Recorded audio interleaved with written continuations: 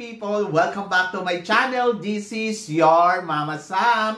Hola mga amigo, amiga, kumare at kumpare. Kamusta kayong lahat? Sana lahat po kayo ay okay at safe ngayong araw na ito. At syempre, kung ako naman ang tatanungin nyo, nakikita naman ninyo ang beauty ng Mama Sam ninyo. Fresh overload pa rin, di ba? Ganyan talaga kapag umiinom ka ng maraming vitamin C at saka syempre, kumakain ka ng maraming hotdog. Dahil sa hotdog, nakakaloka ang beauty ng Mama Sam ninyo. So yun, so kamusta naman kayo mga amigo, amiga, konhe patchoy po sa inyong lahat. Sana lahat po kayo ay okay na okay at safe ngayong araw na to. Syempre gusto ko rin pasalamatan ang lahat ng laging sumusuporta dito sa Mama Sam Vlog. Araw-araw, lagi-lagi, maraming salamat po sa inyong lahat. At hindi lang yon. Syempre gusto ko rin kamustahin ang aking kaibigan na namamayagpag ngayon sa pamamasyal dyan sa Pilipinas na si Christine Ann Perez. So yun, sana nai-enjoy mo ang bakasyon mo dyan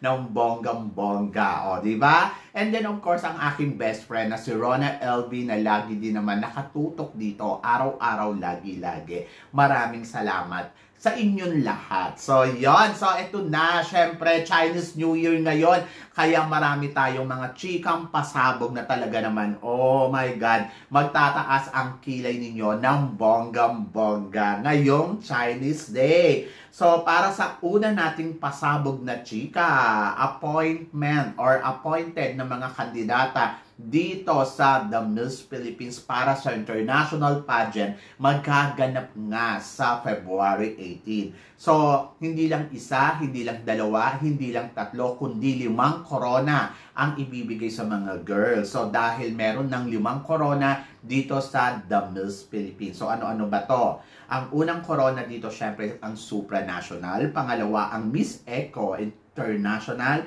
and then ang Miss Aura International, ang bongga, di ba? And then Miss Charm, o dito pa lang panalo na, 1, 2, 3, 4, o di ba? Dagdagan pa natin ng Miss Eco Teen International at Asia Pacific Queen, o di ba? So 1, 2, 3, 4, 5, 6, o bongga. 6 na corona, o di ba? So yon, so nakaka-excite. Pero ang tanong, Mama Sam, bakit kaya napunta dito ang Miss Eco International mula sa Miss World Philippines?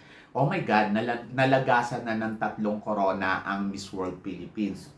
Yung una, yung Miss Eco, di ba? Tapos pangalawa, yung Miss Supranational at yung Miss Eco Teen International, galing to doon sa Miss World Philippines. Hindi ko alam kung bakit hindi na sila nag-renew ng franchise doon. And then, ang meron pa dito sa Miss World Philippines ay Miss Reina Hispano-Americana, tapos meron pa Tourism, at saka, ewan ko kung Miss Grand. So, ayun. Tapos, hindi ko alam kung sa Miss World Philippines ay magiging Miss World Philippines na lang ba. Pero kasi ang Binibining Pilipinas ay parang 2 lang ang corona. So, I wish na ang Reina Hispano-Americana ay mapunta dito sa Binibining Pilipinas para maging 3. Pero kasi ang announcement kasi ng Binibining Pilipinas ay 2 corona para sa taon na to. But I wish na madagdagan sila. Bakit ang The Miss Philippines kaya? Sabi ko nga, sayang yung Miss Aura. Sana napunta to sa, sa Binibining Pilipinas. O kaya yung, gusto ko sana yung Reina Hispano-Americana din, di ba? So, anong masasabi ko? Syempre, excited ako para sa mga girls na puputungan ng corona. But gusto ko pa rin syempre maputong ang corona ng supranational dito kay Althea. Siyempre, si Althea yung nanalong The Miss Philippines. Dapat sa kanya yung corona, di ba? So, dapat hindi na mapupunta yun sa iba. Dito na yung kay Althea. Tapos yung the rest, ayun na, i-appoint na lang sila. Tapos kung ako naman ang tatanungin mo kung kanino ko gusto mapunta ang corona para kay Chantal, I think pwede sa kanya yung Miss Eco International, o, di ba? So, yun yung gusto ko. Kasi syempre, Miss Tisa. But, for sure, si Miss Chantal lalaban sa international pageant ngayon taon na to. Pero hindi ko lang alam kung ano, di ba? Abangan natin yan ng bonggang-bongga. So kung kanino kay Althea at saka kay Chantal mapupunta ang supranational, ayun yung abangan natin sa February 18. I'm so excited. Are you excited, guys? So, ay nako, grabe. Sino kaya yung mga ipanlalaban natin sa Miss Aura, sa Miss Charm sa susunod na taon? Sus ko, nakaka-excite to. At para naman sa sumunod natin, chika, Mama Sam, Victoria Velasquez Vincent, tingin mo, papalo nga ba ng bonggang-bongga dito sa Miss Universe Philippines, lalo na ang dami niyang makakalaban ng matitindi? To be honest, syempre excited ako kay Victoria Velasquez Vincent. Ginulat tayo nito ng bonggang-bongga sa kanyang pagpasok dito sa sa Miss Universe Philippines, 'di ba? Hindi mo akalain na magjo-join uli siya. But syempre, I hope na makapalo siya ng bonggang-bongga at alam naman niya na kung ano ang gagawin niya siguro dito sa competition ng 'di ba, ng Miss Universe Philippines kasi may minsan na experience na rin siya diyan. So, ang aabangan ko sa kanya kung ano yung transformation, kung ano yung mga eksena at ano ang mga pasabog niya sa mga susunod na laban niya dito sa Miss Universe Philippines. So, tingnan natin. But for now, nakikita ko pa rin si Victoria Velasquez Vincent na makakarating pa rin syempre sa dulo ng competition. Kaya neto hanggang top 5 pa din, for sure. Makakaangat pa rin yan. Kasi, syempre, yung quality, yung ganda, at yung galing neto sa communication skills, di ba? So, parang nakikita ko naman, makikipagbakbakan pa rin naman siya. But, syempre, sana talaga prepared siya ng todo-todo para, alam mo yun, makabog niya ang lahat ng makaka-eksena niya dito ng bonggang-bongga sa sa Miss Universe Philippines for 2024. So, do you agree, guys? Tingin ninyo, papalo nga ba siya ng top 5? Yan ang abangan natin. And then, of course, pambato ng Angeles dito sa Miss Universe Philippines, Mama Sam.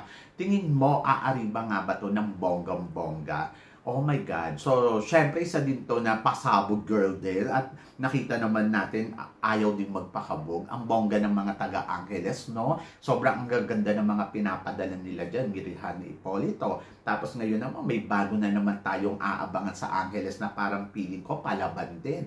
Diyos ko, Koomora talagang pak na pak. So, yon. So, syempre, abangan natin yung mga eksena niya, yung mga pasabog niya, kung kaya nga ba niya kumabog. Pero sa ngayon, hindi ko pa nakikita na, alam mo yun, makakarating siya hanggang sa top 5. But I hope na makapasok siya sa semifinals ng Miss Universe Philippines. Oh my God, nakaka-excite. Sino kaya may tukuyo sa kanila, no? Ay, nako, nakakaloka na talaga ang labanan dito sa Miss Universe Philippines kasi patindi na ng patindi ang laban talaga nila. Yung kumbaga parang hindi ka na makapaghintay kung sino talaga yung kakabog ng bonggang-bongga. But I'm so excited. At isa pang pasabog ng Albay. Oh my God. Ang pambato nila dito sa Miss Universe Philippines ngayong taon na to na si Elaine Bernales. Ay nako, grabe, stunning din yung beauty nito. Alam mo, sa totoo lang, yung mga morena beauty, ito yung mga nakakatakot na kalaban eh. Kasi kapag inayusan sila, lalo silang gumaganda ng bonggang-bongga. Do you agree, guys? Lalo silang talagang parang pak na pak yung beauty nila na ewan ko, may kakaiba talaga sa morena beauty. Dahil siguro ang true Filipina beauty ay yung kayumanggi ang kulay. So, kaya pag inayusan sila, nakikita talaga yung ganda ng pagka-Pilipina nila. So, yon. Isa to sa mga inaabangan ko ngayon dito sa Miss Universe Philippines kasi yung mga photos niya ay pasabog plus matangkad ang lola mo. So, abangan nila natin yung performance. Alam naman natin yung mga taga Bicol, di ba? Hindi naman yung basta-basta nagpapatalo ng ganun-ganun lang. Remember, Catriona Gray is from Bicol at nakita naman ninyo, nanalo ng Miss Universe, di ba? So, yun. So, hindi ko alam kung ano ang mararating neto ni Elaine dito sa competition ng Miss Universe Philippines. Pero kung tatanungin mo ko yung ganda na meron siya, talagang sabi ko sa'yo, oh my God, amazing. Parang feeling ko, kakabog talaga ng bonggang-bongga to sa Miss Universe. At hindi talaga ako makapaghintay dahil ay nako, yung beauty na meron siya, oh my God, oh my God, this is it guys, di ba? And then, para sa sumunod natin, chika, Mama Sam, anong masasabi mo sa bagong pasabog na looks ngayon ni Alexi Brooks na lumalabas ngayon sa social media? Kasi 'di ba meron nga 'di ba yung may makeup na 'di ba eksena itong si Alexis ang Iloilo. To be honest, maganda siya. Ang ganda niya yung makeup na to. Ito yung gusto ko kasi very light, hindi mo makikita ng matapang. Actually, yung lumabas siya ng Iloilo, tapang ng makeup eh. Pero ito yung lumalabas na makeup ngayon sa kanya. Kung ito yung ginagawa talaga ng makeup sa kanya, I think mas lulutang yung ganda. Kasi hindi kasi dapat talaga tapangan ng blush on. Yung dapat pink ang lumabas dyan, hindi yung red na parang sinampal mo magkabila ang Tapos yung lipstick, hindi dapat red yan. Dapat color pink, yung mga ganon, para mas na maging light ang itsura niya. Parang ako lang. Diba? So, yun. So, dapat kasi, wag mong tapangan yung makeup. Kasi pag tinapangan mo ang makeup ng isang black beauty, hindi siya gaganda. Magmumukha siyang aswang. Pero kapag nilightan mo siya, yung blush on, parang gumamit ka ng mga pink, ganon. Yung parang, yung kinakain ng color niya, parang bongga yon, yung didikit talaga sa balat niya, mas gaganda, mas lulutang yung beauty. Kasi ganun talaga eh. Tapos siguro sa eyeshadow, gumamit sila ng mga silver or kaya ng mga blue, ganon, para lalong gumanda. Huwag silang gumamit ng mga black na eyeshadow kasi maitim na siya para magmukhang So, mas maganda yung mga blue o kaya pwede din yung mga, yung mga silver, ganon, para lalong gumanda. So, yan. Ay, nako, good luck. So, sabi ko naman, may panahon pa sila na mag-experiment ng makeup, ng looks, ng mga style, or mapaghandaan nila yung mga gagamitin ni Alexi para sa competition ng Miss Universe Philippines para manalo siya kasi ate. Ako, naniniwala naman ako na very strong talaga ang contender ngayon ng ng kandidata ngayon ng tawag dito, ng Iloilo. Talagang masasabi ko, top contender siya. At possible din na makarating din to sa dulo ng competition. So, yun yung abangan natin kay Alexi. Kung paano siya magpapasabog ng bonggang-bongga. Ako, isa siya sa mga nasa listahan ko ngayon. So, yan. And then, at ito pa, Mama Sam, anong masasabi mo? Si Christy Montgomery, may pagkakahawig daw kay Minorca Mercado. To be honest, yung height siguro, kaya para napagkukumpara na hawig daw ni Minorca Mercado etong si, tawag dito, si Christy. Pero kasi syempre, si Minorca Mercado noon talaga sophisticated talaga yung dating, the way kung paano rumampa, paano umiksena. Siguro kung ayun yung gagayahin niyang, yung mga tawag dito, eksena, styling, or talagang kabog yung beauty. Pwede pa. Kahit yung makeup siguro. Tapos yung, kung i-repackage siya, yung maalam Minorca Mercado, ay panalo. Kasi yung height winner naman 5'11". Tapos, syempre, yung beauty niya. So, yon. So, lalabas talaga yung aura niya ng bonggang-bongga. So, yes, gusto ko siya maging repackage like example, Minorca Mercado styling, mga ganon, yung mga sophisticated, yung drama. Tapos, yung tipong talagang pag tinignan mo, Diyosahan. Pero, don't forget, Minorca Mercado naging second runner-up lang sa Miss Universe. Kahit gaano siya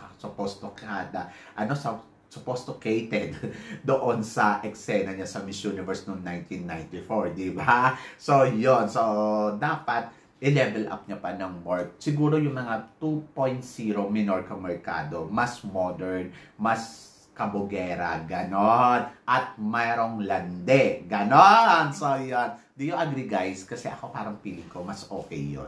And then, para sa sumunod natin, chika, Mama Sam, ano naman po ang masasabi mo sa bagong pasabog ngayon ng Kainta? Dahil confirm na nga ang pambato ng Kainta ngayon ay from Binibining Pilipinas, second runner-up na si Stacey Gabriel. At ito ay suportado naman ni Nicole Bermeo. So, tingin mo, Mama Sam, Well, ang tingin ko dito ay bongga. Siyempre parang wow, ang ganda-ganda-ganda ni Stacy kanina. So ito yung mga tipong talaga na parang masasabi ko na dapat kung sasali ka talaga uli, merong makikita sa'yo na na fire. So, ganon, kasi very fire talaga siya kanina. Yung, alam mo yung confident, and then, yes, siguro maliit lang siya, pero nandoon kasi yung kumpiyansa niya na talaga, no, it's me, ganon, na naniniwala siya sa sarili niya na siya ang makakakuha ng corona ng Miss Universe Philippines ngayong taon na to.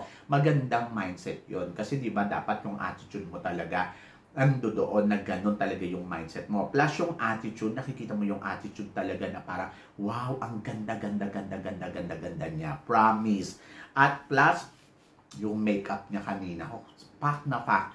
Mas parang buhay, tapos nakita mo yung bubbly, yung personality, and then, sabi ko nga, oh my God, talagang palaban talaga ang Stacy dito. So, syempre, marami siyang babanggain na malalaking kandidata dito sa Miss Universe Philippines. Ay, nakabangan natin kung ano ang eksena at pasabog niya.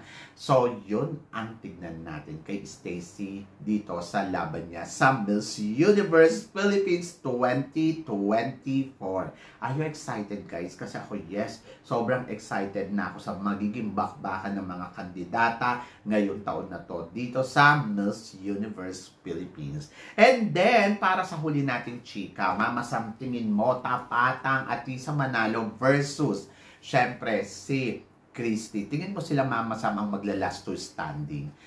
Possible naman to mangyari. Siyempre, dahil parehas silang malakas, parehas silang may ino-offer, parehas silang na inaabangan natin kung ano ang mga pasabog nila, di ba? Possible to, pero possible din na ang mangyari dito ay pwedeng baguhan versus sa parang tawag dito sa sa mga na dating reyna. So, pwedeng ganun ang mangyari. So, hindi natin alam pa sa ngayon. But, alamin na muna natin kung paano ba makikipagbakbakan ng mga kandidata dito sa Miss Universe Philippines. Ano nga ba ang baon nila? Ano nga ba ang makikita natin sa kanila? So, yun yung abangan natin. For now, siguro masasabi ko, yes, possible silang mag-last to standing. Pero pwede din naman na bago versus doon sa mga dating reyna. So, alamin natin yan in the future kung ganun ang mangyayari. But ako napifeel ko, syempre lalaban ang mga baguhan, katulad na lang nila Quezon City, nila Iloilo, na parang piling ko malalakas talaga sila.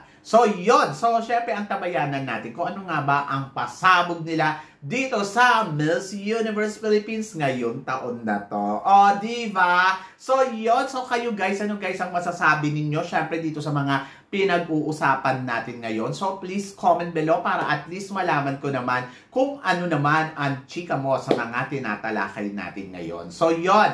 So, guys, maraming salamat syempre sa inyong lahat sa walang sawang suporta at pagmamahal na binibigay ninyo syempre dito sa channel ko. At sa mga hindi pa po nakaka-subscribe dyan, please don't forget to click like and subscribe my channel at i-click nyo na rin po ang notification bell para lagi kayong updated. Syempre, sa aking mga chika, sabi ng ganon, always keep smiling and always think positive. Walang imposible guys sa itaas, magtiwala lang tayo sa kanya. Kaya guys, hanggang dito na lang, hanggang sa muli nating chikahan. See you tomorrow. Thank you guys.